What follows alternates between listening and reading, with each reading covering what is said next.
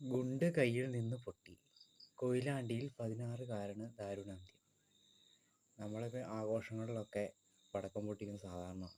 അപ്പോൾ ഇത് പല റീൽസിലൊക്കെ കാണാറുണ്ട്. ഓരോ രീതിയിൽ വെച്ചിട്ട് ഇങ്ങനെ കൈ പിടിച്ച് ഗുണ്ടെടുത്ത് പല രീതികളിലൊക്കെ ഷൈനിങ് ചെയ്യുന്ന കുറേ പേരെ കാണുന്നുണ്ട്.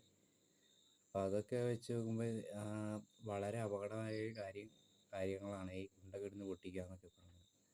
കയ്യിൽ വെച്ചുകൊണ്ട് അത്ര എക്സ്പീരിയൻസ്ഡ് ആയിട്ടുള്ള ആളുകൾ തന്നെ വേണം അതൊക്കെ ഗുണ്ടെടുത്ത് കൈകാര്യം ചെയ്യാൻ. അതുപോലെ എൻ്റെ വീടിൻ്റെ അടുത്തും ഇങ്ങനെ 2 സംഭവങ്ങളുണ്ട്. വർഷങ്ങൾക്ക് മുമ്പ് 2 സംഭവമുണ്ട്. ഒരാളിങ്ങനെ എടുത്ത് ഗുണ്ടെറിയാൻ നോക്കിയതാണ്. അത് എറിയാൻ നോക്കിയപ്പോൾ അവിടെ 2 കുട്ടികളെ കണ്ടു. അത് കാരണം പുള്ളി അങ്ങനെ തിരിച്ച് എറിഞ്ഞതാണ്. പക്ഷേ എറിയുമ്പോഴത്തേന് തന്നെ എറിഞ്ഞതിന് ടൈമിങ് തെറ്റിപ്പോയി. കയ്യിൽ 2-3 വിരലുകൾ പോയി. അതുപോലെ തന്നെയാണ് ഇവിടുത്തെ എന്തോ ക്രിസ്മസിനെങ്ങാണ്ട് പടക്കം പൊട്ടിച്ചത്. 2 ലക്ഷം അതെങ്ങാണ്ട് വിരലിൻ്റെ ഈ ഭാഗം വെച്ച് ഇത്ര ഭാഗം വെച്ച് പോയി. അപ്പോൾ അത് വളരെ ഈ പടക്കങ്ങളൊക്കെ ഉപയോഗിക്കും വളരെ സൂക്ഷിക്കണം. ഇപ്പോൾ ക്രിസ്മസൊക്കെ കഴിഞ്ഞു, ദീപാവലി കഴിഞ്ഞു, ന്യൂ ഇയറൊക്കെ കഴിഞ്ഞു. ഇനി വരുന്ന ഇലക്ഷൻ റിസൾട്ടാണ്. അപ്പോൾ ഇനിയെങ്കിലും ഏത് പാർട്ടി ജയിച്ചാൽ ഈ പടക്കാഘോഷങ്ങളൊക്കെ അധികം കുറയ്ക്കാം. ഇപ്പോൾ സ്ഫോടനമൊക്കെ ഉണ്ടാകുന്നല്ലോ.